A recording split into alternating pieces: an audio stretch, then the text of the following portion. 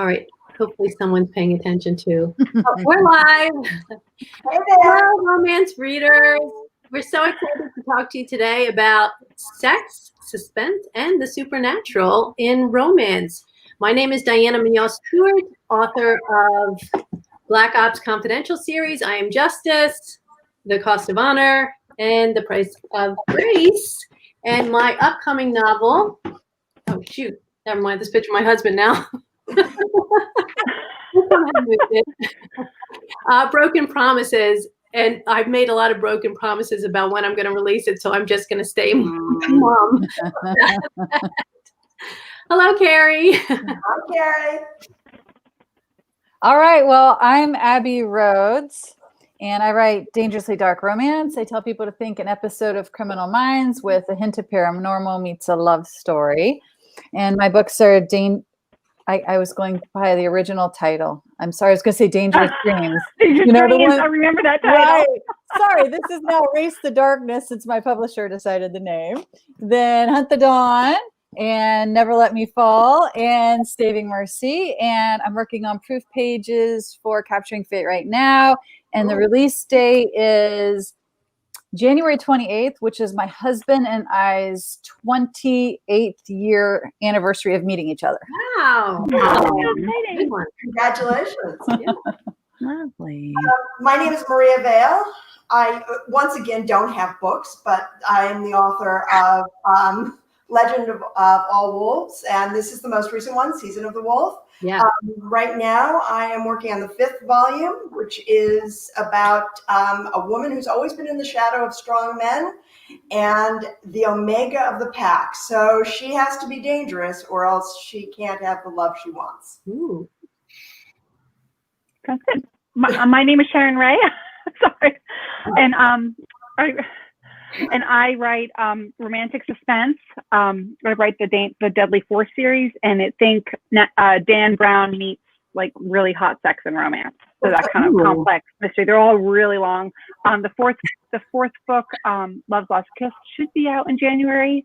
I don't have the final cover yet, and then A Promise at Midnight is coming out in the spring. So there.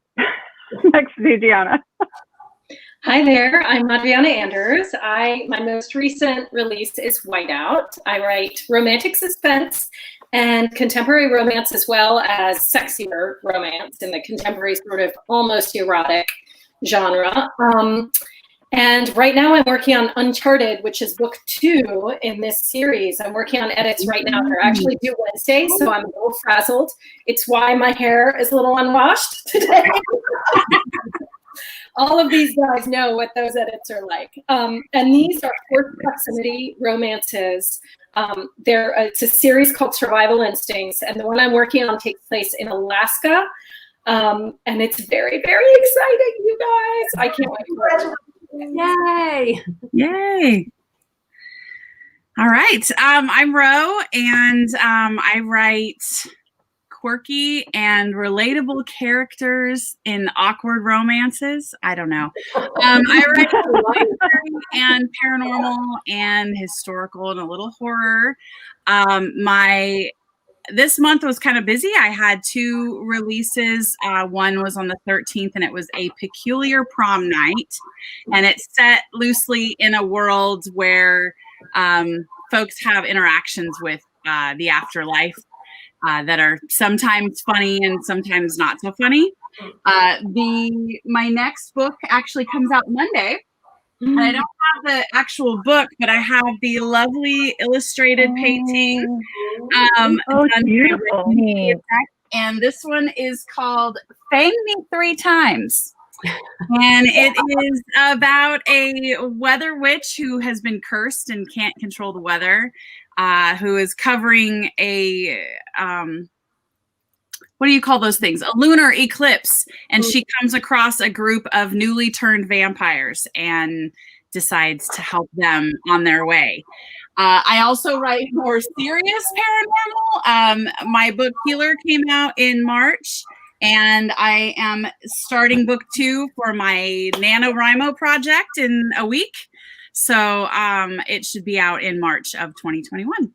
That's exciting. That is exciting. Great. That is very exciting.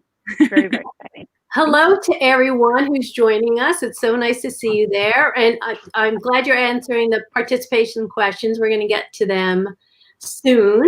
But let's start with talking about sex. So much a part of what we do. Do any of you ever feel uncomfortable writing a sex scene? Do you ever feel like, no? You just go with the flow?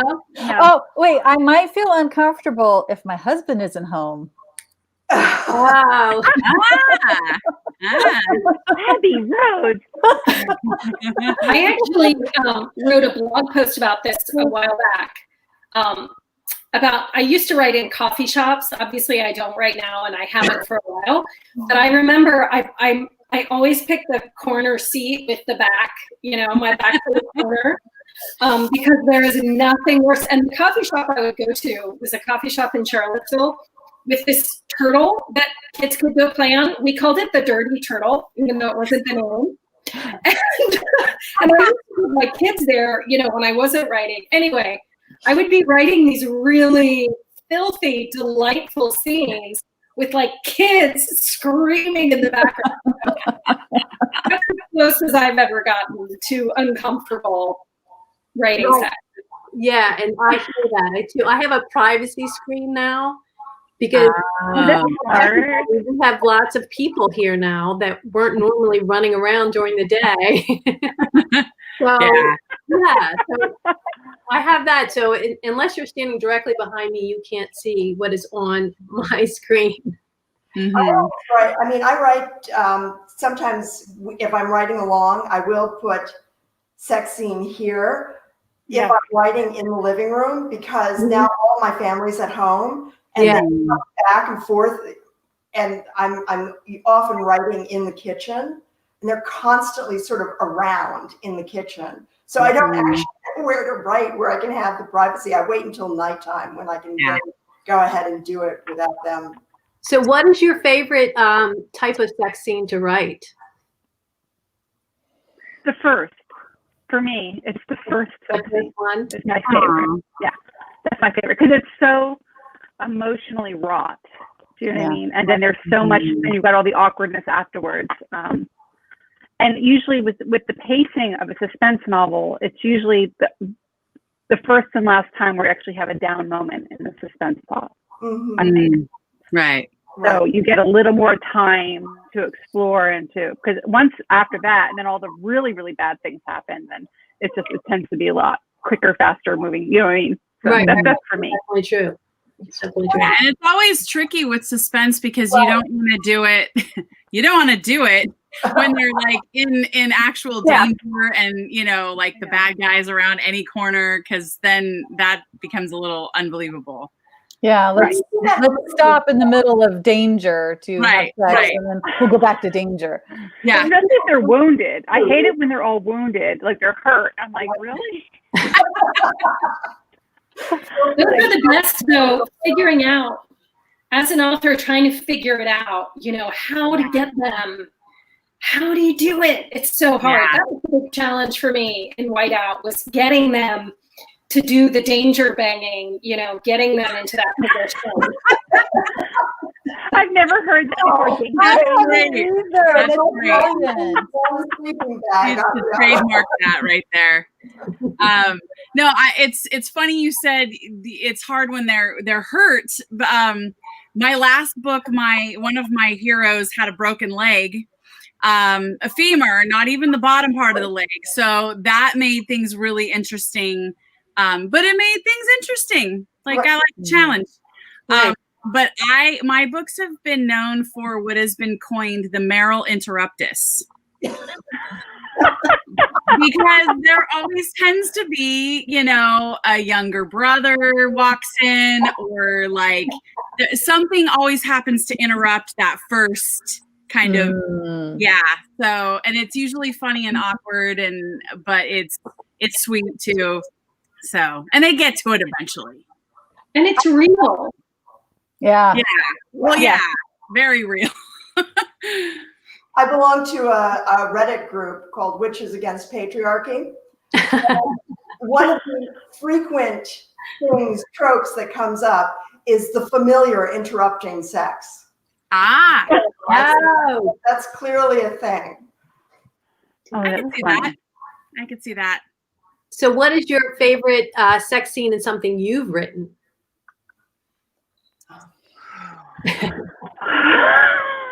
For me, actually, my very first sex scene that I ever wrote, and it was oral sex. And I just love that scene. It was the very first one I ever had written, and it ended up in my first book, I Am Justice. And if you want to read it, and I was at a workshop once, and everyone in the workshop, we were working on sex scenes, somebody read the whole scene out loud, and it was Oh my gosh. it was just I saw the recording. I loved it. That's great. I think my favorite was actually the first time I'd ever had to write a condom, because I write about werewolves. Mm-hmm. For various reasons, condoms are not an issue. But at one point, I have a werewolf who's pretending to be human, and he has to wear. Oh my God. And I had been sort of dreading writing this, because I thought, how do you make this interruption that doesn't break the whole The narrative. the passion, everything else. And it actually it took me a long time, but it actually ended up being one of my favorite scenes to write, because it was about giving. Mm-hmm. Oh, that's that. My favorite would probably be in Saving Mercy. The first time Kane and Mercy start to have a little good time, he's like scared of her. Like he's sort of worried that she's going to like massively reject him, and his body is all scarred up, and and I feel like he's tries to have this hard shell on all the time, like nothing bugs me, I'm oblivious to all these bad things. But then like in that moment, I just felt like he was so vulnerable in that moment. And I think that to me made that scene better. Like once she's on board and he knows she's on board, it's like you see this different side of him. And that's probably my favorite one. Yeah.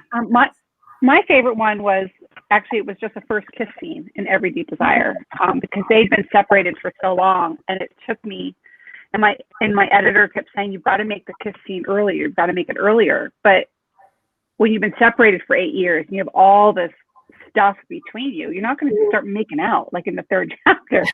It just didn't seem reasonable. So I ended up having to do a first kiss, and it was one of the hardest scenes I've ever written, even though it didn't go past a first kiss, but it's probably one of my favorite scenes. You did a great job too. Yeah.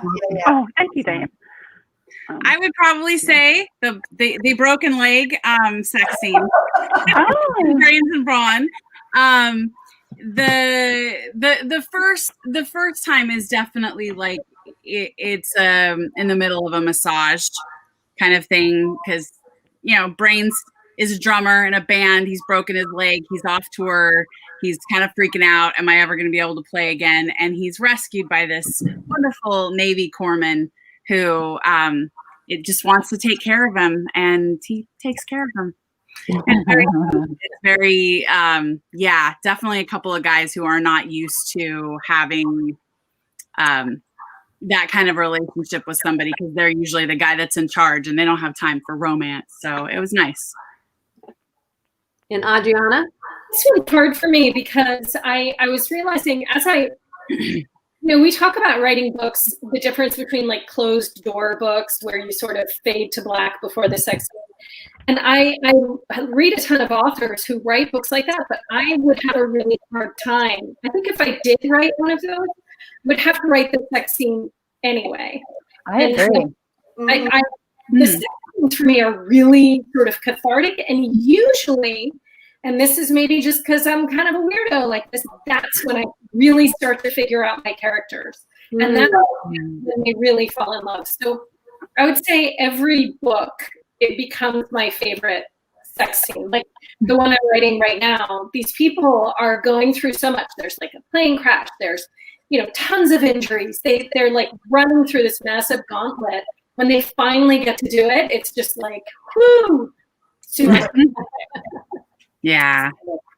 Well, I think when you use a sex scene like you're describing and what Abby was describing to kind of advance character, it has so much more meaning than just being, an interaction between two people, like, running from danger or whatever. It's something that's very powerful and does a lot of time transform the character.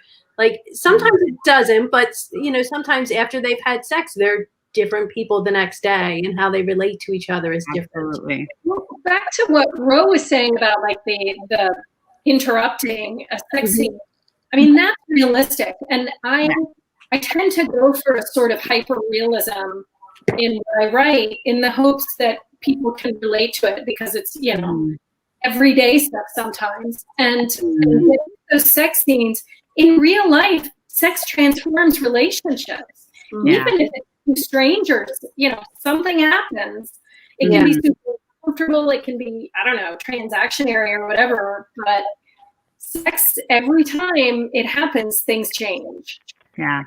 I tend to write the sort of emotional content of the sex scene. Like, what is it that's coming across here? Is it somebody's vulnerability about something? Is it, I try to do that before I then build on the actual physical manifestation of that emotional core. Mm-hmm. I really want there to be an emotional core to it.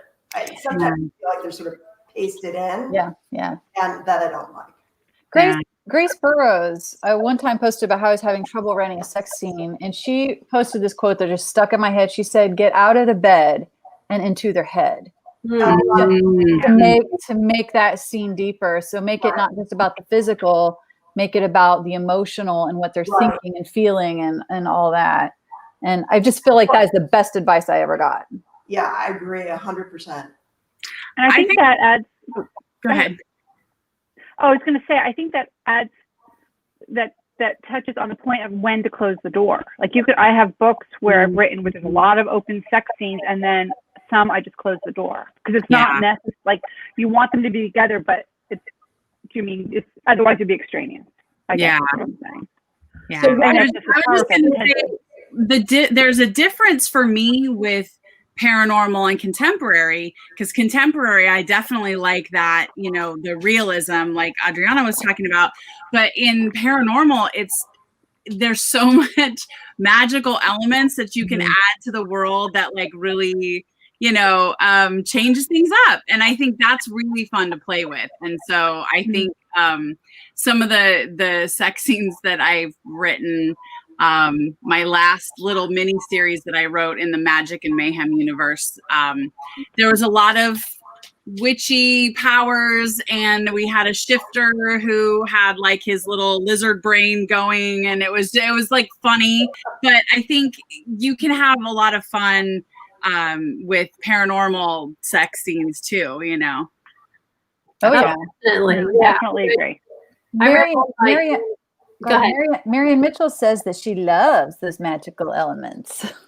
Yes. Oh. Well, I also like that often they're not necessarily paranormal, but you often get I enjoy the fact that there is some physical difference so that you can sort of work things up, whether it's the fangs of a vampire or the tentacles of an alien, or there's something that allows you to, go past the normal few positions that we generally fall back on. And I think that's great. I love doing those. Yeah. The horn. I've got to write Supernatural now. I know. All I know is Immortals After Dark, man. The stuff she does with horns. I haven't read those books. Aliens with spurs and like vibrating things. I mean, right, palps. I mean, there was I think it was in what was it? The Alien Love, the Anna Aguirre, Strange Love. Yes. Oh my God, I love that. I was fantastic. Yes, that was I love this. I love the stamina of the J.R. Ward vampires. Yes. Yes. Yeah. So keep on going. Yeah. Awakened. Well, and we had one commenter said that Christine Feehan writes some of the best paranormal sex scenes, and I have to 100% agree. I agree. I totally agree. Yeah. I totally, So- totally agree. If you had to pick one, sex, suspense, or the supernatural, not to read or not to write, which one would you choose? For me, it's easy, supernatural, because I don't have supernatural elements. But By supernatural, do we mean like horror, or do we mean just anything with a sort of magical? yeah, the magical, right? Yeah. I don't know if I could choose. So I could either. I know. I don't know if I could choose. I don't choose. Okay, well, If I had to choose, our readers to do that, and they chose. I would choose supernatural. I think just to be different. All right, good for you.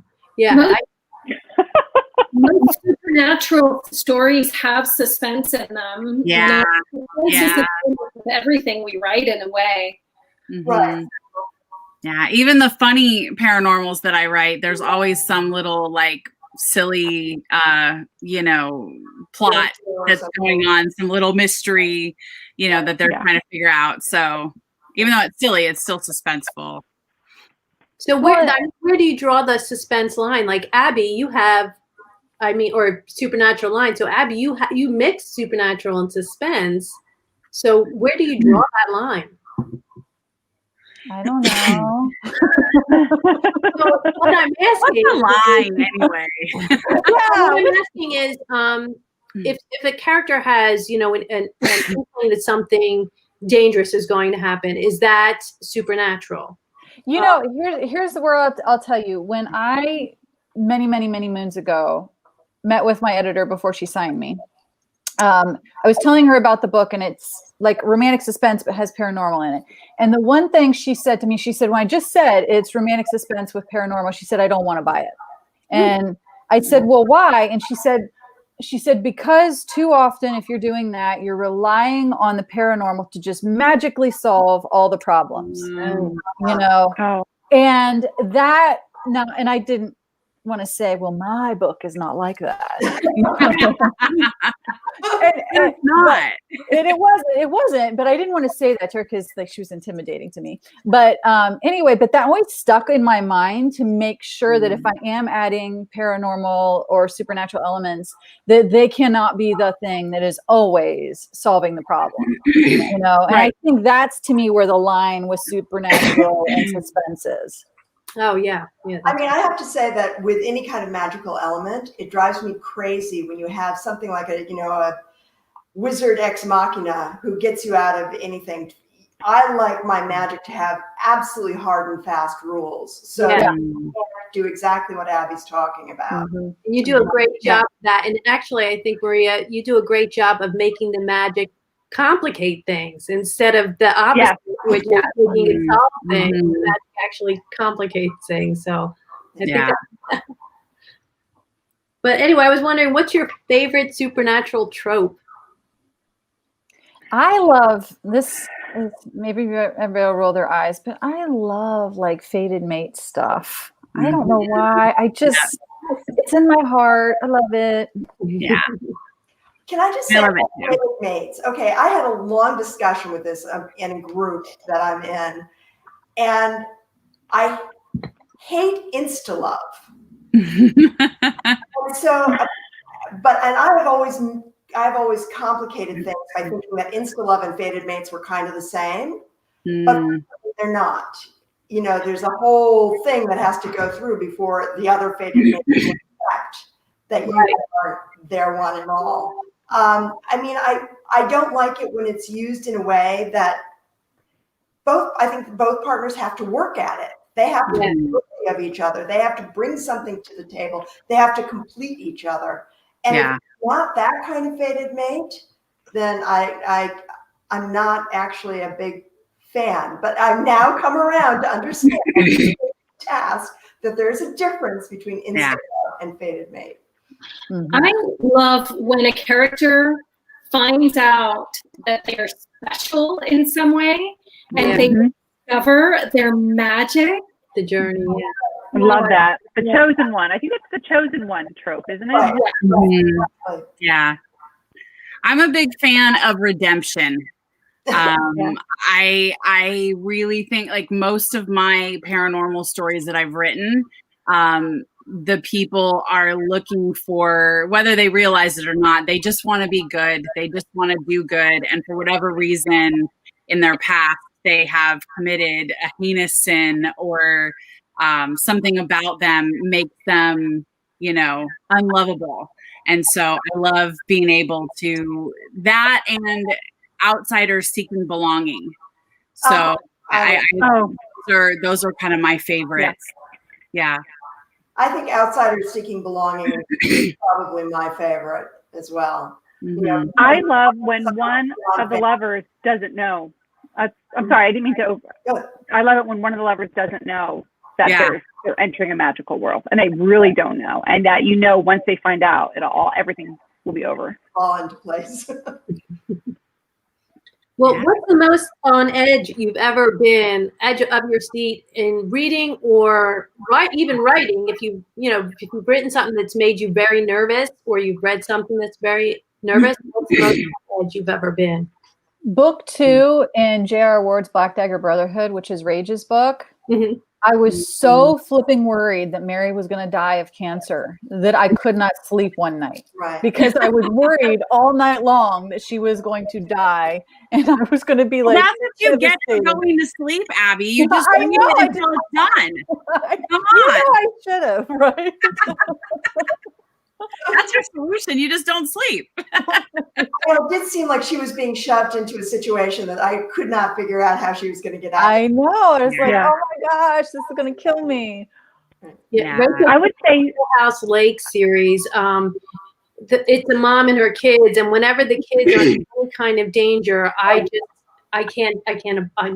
nuts about it. So yeah, just like on the edge of my seat, like I have to keep reading to figure out if they're going to be okay. And it's not to the end of the book, so you're just like going through the whole book.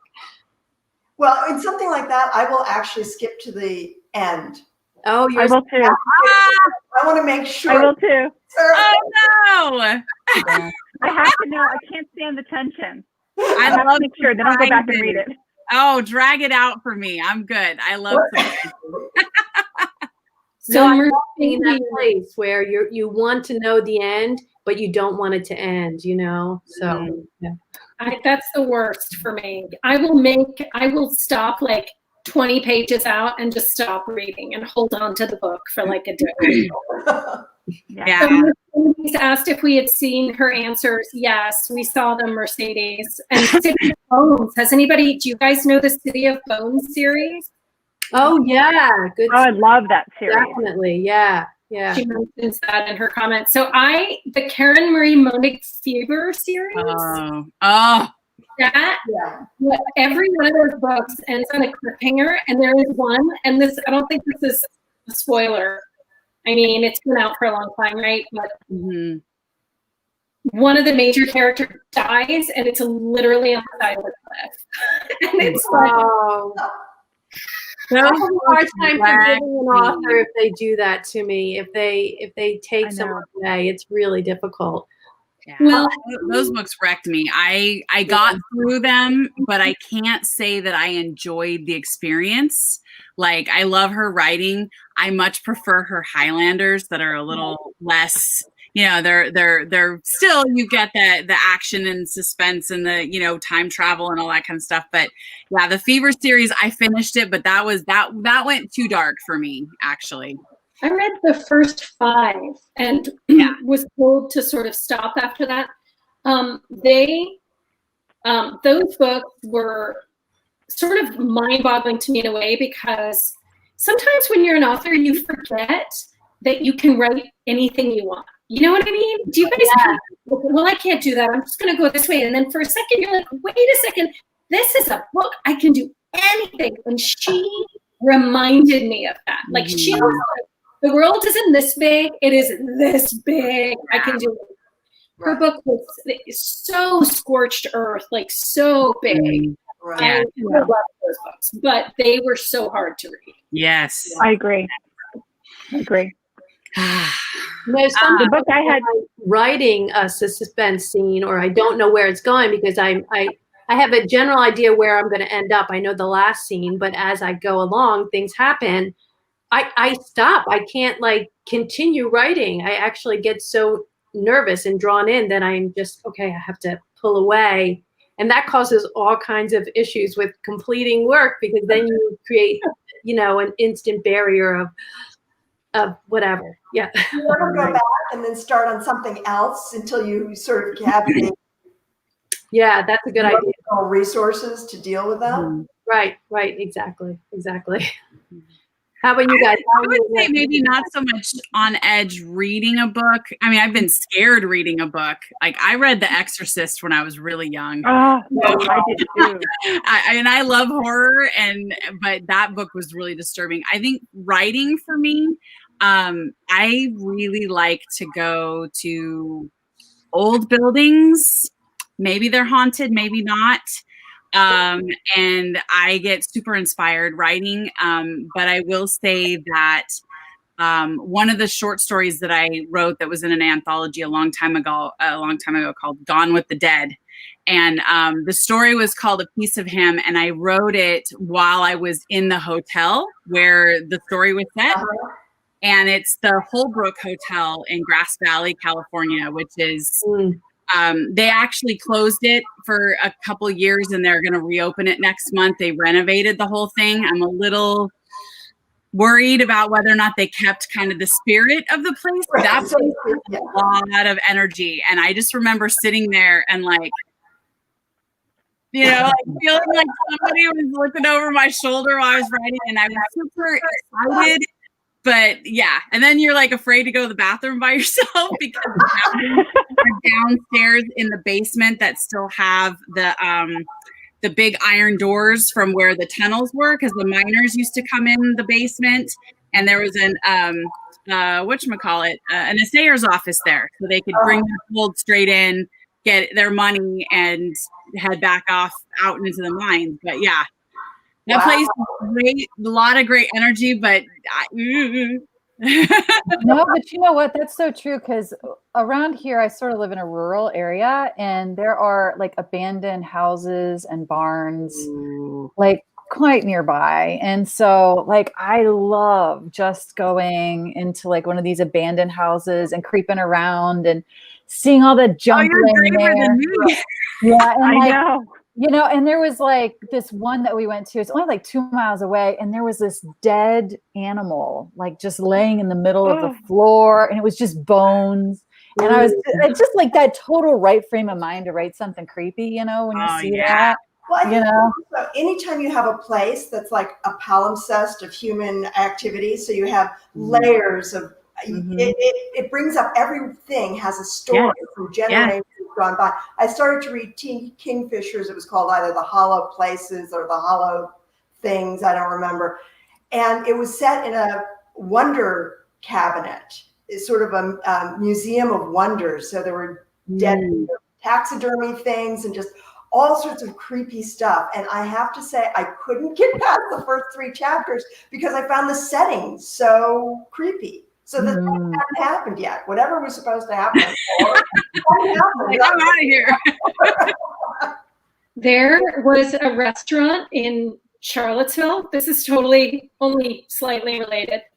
There was a restaurant in Charlottesville, this crazy, amazing place that was full of taxidermy. You guys. Oh, is that the Moose? Was that the Moose restaurant down by the river?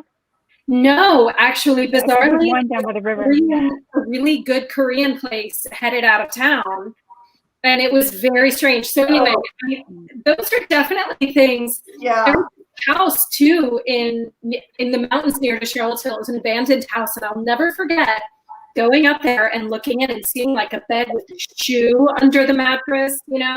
Just little details like that. Unlike Ro, I do not go into those places in search of. I don't either. I'm like sitting here writing it down. Charlottesville, add that to bucket list. The coordinates. Yeah, I'm afraid I'm going to run into Pennywise. Like, I'm convinced I go into one of Abby's barns, and there he is standing there with the clown thing on. I've never gone to Abby's barn. All right, Abby, I will go with you. All right, you and Nero. Hey, Carrie said that they have an old insane asylum near her that has been closed for years, and it's so interesting to go go into, and they now do tours there at night. Yeah, asylums. Oh, wow. I'm not feeling that. And they That's negative energy right there. About an hour away, they have the Mansfield Reformatory, and that's where the Shawshank Redemption was filmed. Oh yeah. And it is the creepiest house in the whole prison. And we did a tour of there a couple years ago, but they have, I don't know if they're doing it this year, but they normally have Halloween tours at night where it's real scary. And I had a friend go and had to like stop halfway through the tour and ask to leave because she was so scared.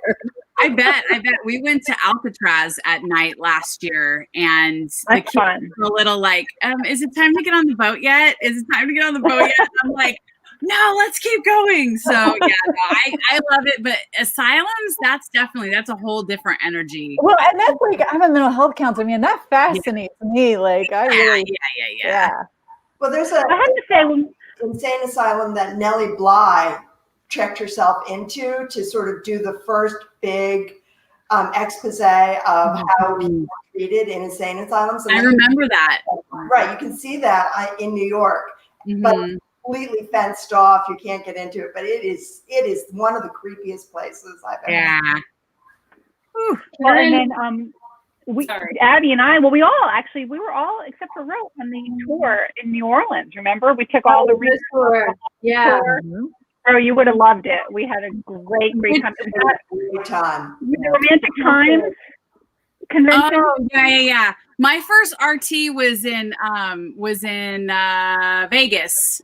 That was the first time I ever went. So no, I know. I went to Book Lovers Con in New Orleans. That was a Book Lovers Con. That's right. Yeah. I went there, but I didn't get to go to RT in New Orleans. That's my favorite place. I love it. Well, this was the Book Lovers Con in New Orleans. Just 2 years ago. We all, Sourcebooks authors, we all took our readers on a tour. Fun. It was so much fun. It was such a great tour. That was great fun. We're reading right now inside Isn't It Romantic Book Club. We're reading about a house that has like a personality. Brenda Jones's Betwixt. We're reading about that, and I think that's such an interesting thing that we've been talking about. Like, do you ever have a setting that is as alive to you as your characters? I have never had one as alive as Percival. You know? I mean, I do, because for me, I write about the Adirondacks as the setting, and since the wolves are really wolves, for them, the land is very important. And actually, for the quote that I use for Season of the Wolf is, "Do you know what it's like to live someplace that loves you back?" And it's called Summer Somewhere by Donnie Smith. And it's about this, part of why I like to write about wolves is because I feel like humans are always about dominion over the land. And for wolves, it's more stewardship. And so I like this idea of the two things coming together and protecting each other. So the land is very much a character in the stories. Yeah.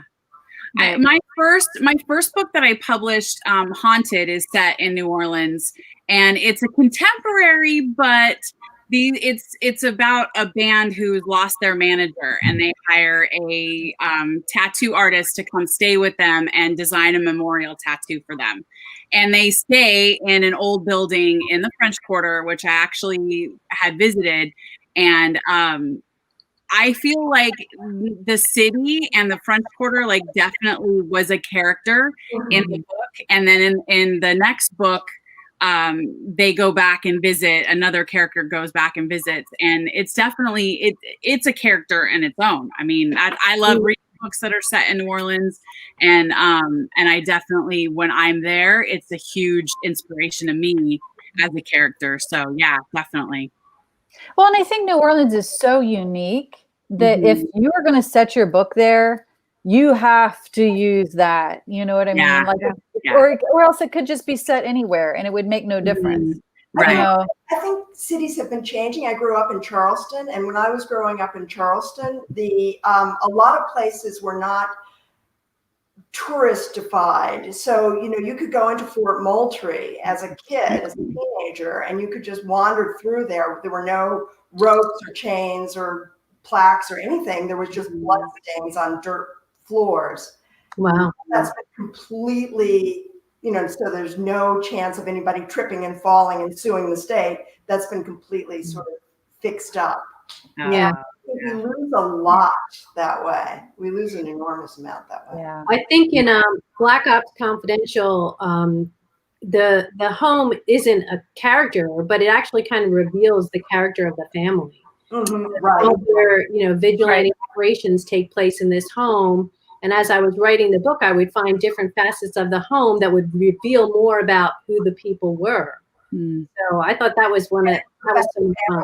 Thing. Yeah. Definitely survival instincts. The locations are characters, and they're sort of not only a challenge, but they're a constant presence. And I was thinking, with the couples involved, they have to get past this third character. I mean, beyond the bad guys outside, they have to move past this third character in order to survive. So it's definitely a big part of it. And the book I'm working on right now in Alaska, there's just a lot, like you can really, I'm working really hard on getting that character in. And in the third book, which is not going to be out for a while, but maybe in a year or two, it takes place underground. And so the entire book is going to be like in the dark. And I cannot wait to write that book. Wow. I've done a scene like that. I did a scene in a novella where they were trapped underground, and it made me so claustrophobic. I was like, get out of here. Yeah. Well, Mary Ann Mitchell says that we should do an author reader tour and book signing, and I think that sounds wonderful. Yeah, Sure. Oh my gosh, that would Put be it on the list. Right.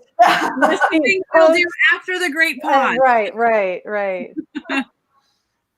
I was thinking you're talking about all these settings, because I did the same thing. Mine are all set in the South, very kind of rural areas, older areas with just old cemeteries and things like that. But part of the reason why I did it was technology, was that when you're in an area that doesn't have cell service or doesn't have Wi-Fi service, that just helps with your story. But I can't help but wonder, all these new Netflix shows that are being placed in the 80s, it's because I've heard other writers talk about this. There's no technology to screw up your story.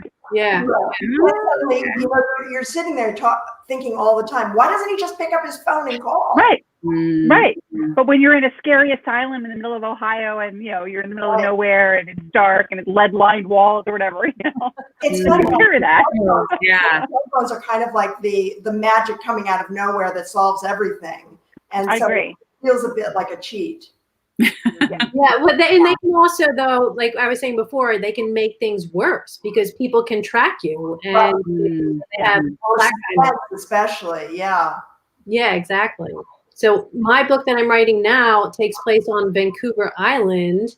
Broken Promise takes place on Vancouver Island in the northern part of it. So they don't, their cell phone service and all that kind of stuff is spotty, but you do have to kind of use that, to advance the plot a little bit.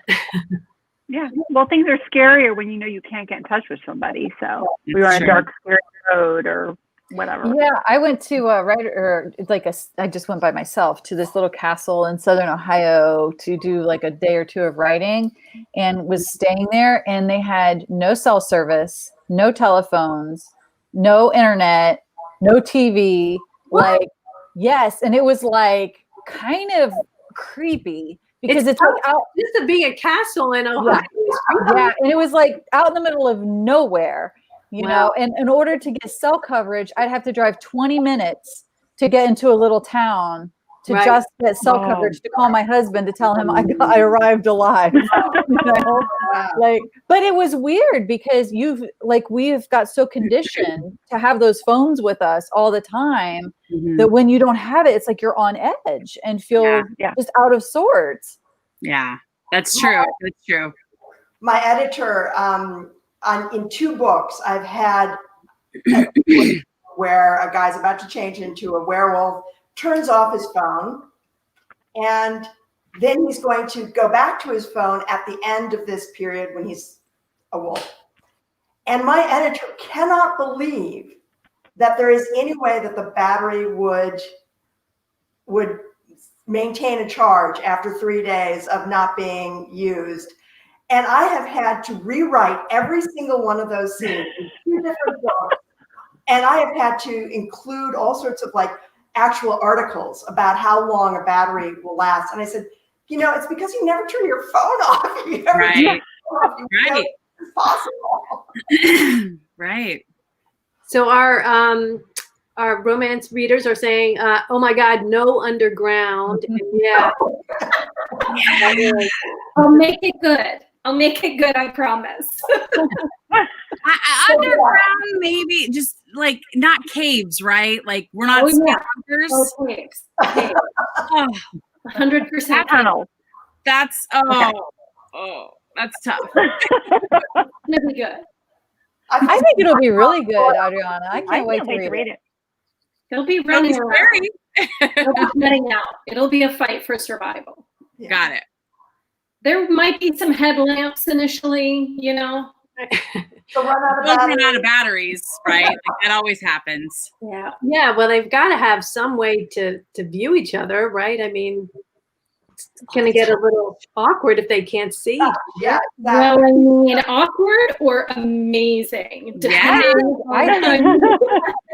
I think that's the ultimate, especially in a romance novel, to fall in love with somebody and not be able to see them. I think that's really clever. That's really. Yeah. So we'll see. I agree. Still needs to be written. Get on it. What are you doing? Writing other stuff, man. So, book 2 is done, though, right? Yes. So it's in edits right now. Okay. When does it come out? It comes out next year. The date is May. Okay. Okay. Yeah. All right. Well, that's good. Pre-order. And Maria, Season of the Wolf just came out. Right. And so when is the final book? The 5th, well, it's the 5th book. I'm contracted for a 3. So I'm contracted to make it 6. And the 5th book, because of one thing and another, I have not been able to work on it like I really wish I could. Mm-hmm. I have not yet turned it in. I'm at like 80,000 words, but then I have to edit before I turn it in. Mm-hmm. Okay. Writer problems. Yeah. Yeah. And Sharon, what are you working on right now? I'm finishing up my novella. I'm writing 2 big proposals for my agent. Totally different. They're Gothic romances, women's fiction. Gothic romances. Oh, good. And I'll be going. Yeah, I've been asking about Gothic. I think it's due for a resurgence. Mm-hmm. I do too. And there are problems with writing Gothics in the modern day with a true Byronic hero. I mean, there's all these. You have to play with the elements to make it more modern. But anyway, I'm working on 2 proposals for her. The novella I'm hoping will come out. It's just taken me a while to finish it because I've been working on these other things for the Deadly 4 series. And then the big book 4 in the Deadly 4 series, The Promise at Midnight, should come out sometime late next year. Mm-hmm. So that's some. But I've got these 2. I've got the suspense, and then I've got the Gothic women's fiction romance, which it's like I'm split in 2, and it's just hard, as you all know, as writer problems. Yeah. Thing going on. Did you find it harder to write the sex scene in a novella because everything is condensed? Yes. Yeah. Yes. Like Exactly. you are doing insta love and insta sex when you have only 30,000 words to work with or whatever. It's very hard. In fact, I didn't have a sex scene in it, and then I was working with the editor, and she said, "You really need to put the sex scene in." And I was like, "I don't. It's going to be as long as it, And I figure my full length novels are 138,000 words, so why can't my novella be 50,000 or 60,000? Right? Why not? Yeah, why not at this point? So I took it out for word count, and they're like, "No, you got to put it back in." So, which is fine. I didn't want to take it out, but anyway. I just finished writing a novella that's like 45,000. So it's very short novel or a long novella, and it has like 5 scenes. Wow. Awesome. There you go. That's awesome. That's really great. Yeah. I figured that leeway for novella. There's a lot of leeway in novellas, so no one depending on your editor. So I'm not going to worry about it. So, but I have to ask, has anybody, since this is all about suspense and supernatural, who here has had a supernatural event happen to them? Ooh. I know Abby has. Yeah. I had one just happen very, very recently. So I know that you guys all know, but my dad passed about 3 weeks ago. And the day he passed, we were in the house, and the CD player turned on with no one in the room and started playing chestnuts roasting on an open fire. And my sisters and I started singing and crying, and it was just like, we just felt like, a message from Dad. He's okay. Right.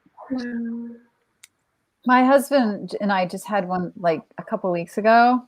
We had come upstairs to go to bed, and I was standing in the bathroom with the door open, washing my face. And I looked like sort of out of the corner of my eye, and my husband had gone into the bedroom. And so I'm washing my face, and out of the corner of my eye, I saw somebody in black walk into the bedroom. And I said, Dan, were you just out in the hallway? And he says, no, I'm sitting on the edge of the bed. And I said, oh my God, I swear I just saw somebody walk into the bedroom. And he comes walking in, he says, are you serious? And I said, yeah. And he said, when I picked up Brindle, our dog downstairs, he said, I thought I felt somebody touch my arm. Oh my God. Oh my gosh. Yeah. And he said, I thought, oh, that's just weird. That couldn't be anything. But he said, okay. And now I'm a little worried. We've got an entity here.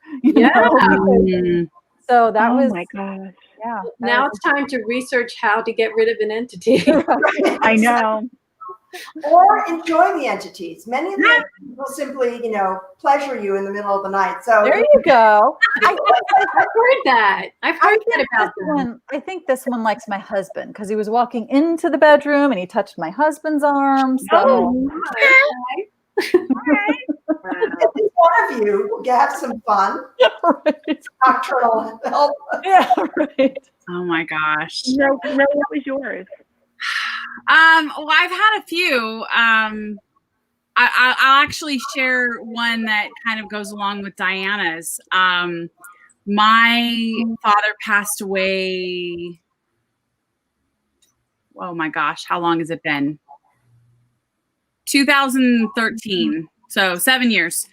And the day after he passed away, I saw a massive peregrine falcon, which my father had gotten into taking pictures of birds in the last few months of his life, or last year or so. And this was the biggest falcon I'd ever seen. And it turned and looked at me. And then when my stepmom had she looked at his phone, she sent me the last pictures he took, and it was the same kind of bird. I mean, I'm sure. Wow. Oh my God. But then I also, a few days later, I was thinking about him, and I felt he used to grab my shoulder right here and squeeze. That was just kind of his, little, dads have a thing, they hit your cheek or whatever they do.